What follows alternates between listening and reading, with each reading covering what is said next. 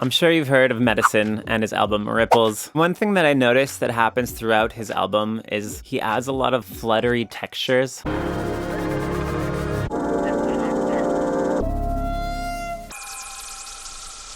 Such fun ear candy, just adds momentum into sections or out of sections. Yeah, and I wanted to find a quick way I could recreate that myself, have that as a tool that I could use in my own productions. I've been playing around in Logic, came up with 3 different methods that work across any DAW. It's basically just using different synthesis techniques, delay plugins, and just samplers. So I'll go through those 3 methods and just show you ways that are very tangible and playable to make cool flutter effects. Yeah, feel free to adapt it to your own workflow. Pick a synth of your choice. Just initialize the patch so you have a clean slate to work from. It's going to be just a standard sine wave. Change that oscillator from the sine wave to any type of noise. I think there's only one choice in silent.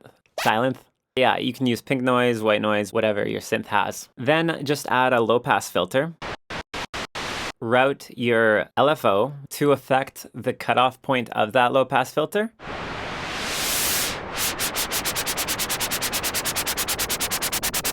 From there, you can adjust the speed or gain to taste.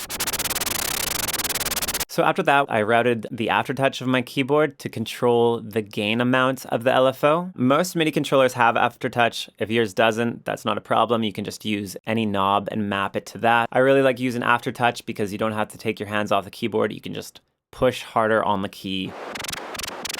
Speaking of routing different parts, you can route your mod wheel to the speed of the LFO, so then you have full control of how fast the flutters go. So then with aftertouch and the mod wheel, you have 2 different controls of how intense the flutters are, as well as how fast they're moving. Then from there, you can kind of get creative with what controls you want the LFO to affect. I wanted some stereo width, so I routed my LFO to the pan. Then as it slows down, it pans wider, and speeds up, just gets a tighter pan.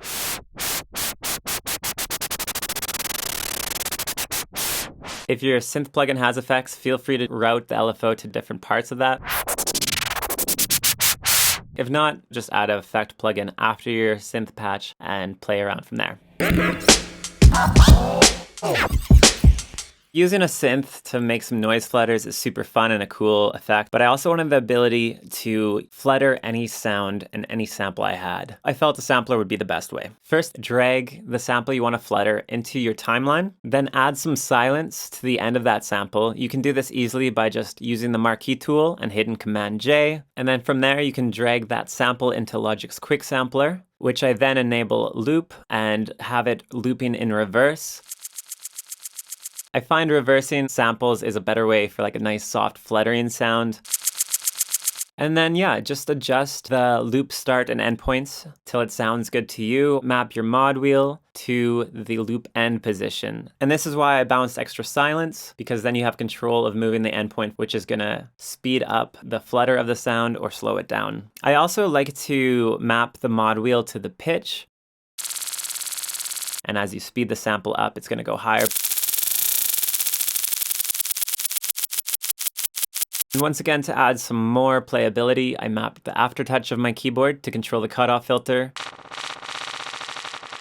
And then once you have this patch all figured out, what's really cool is you can just save it as a preset and then drag and drop samples. Unfortunately, the loop start and end points don't stay the same, so you're gonna have to just quickly adjust those, but all your mapped parameters will still be there.